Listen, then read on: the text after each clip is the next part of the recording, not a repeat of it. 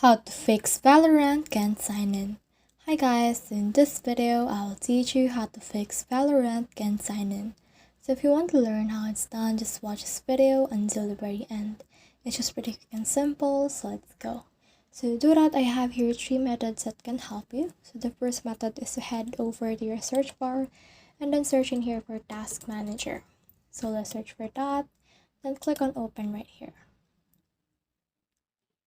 And then from in there, you can see all of the tasks or all of the apps that are running right now. So what you need to do is you just need to locate Valorant from the list right here. Then after you have located it, just click on end task. Now once you have done that, you can proceed to the next method, which is to head over again to your search bar. Search for services. Here it is, so click on open right here. And then from in there, it will open services, which is right here. So what we need to do is to just scroll all the way down until we reach VGC. So let's search for VGC right here.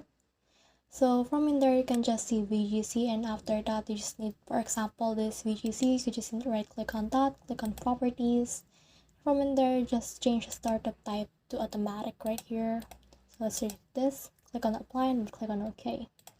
Now once you have done that, the next thing you need to do is to just head over to your control panel. So you can do that by heading over to your search bar, searching for control panel right here, click on open, and then from in there you can see your computer setting. Click on this network and internet, click on view network status and task. So you can click on that, and then in here you can see your Wi-Fi. So what you need to do is you can just choose the DNS of this specific Wi-Fi.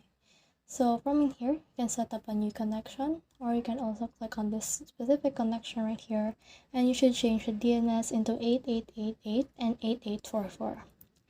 So that's the whole process. I hope this video helped you to fix Valorant can sign in. If you have questions or comments, kindly put in the comment section below, and if not, don't forget to subscribe and like.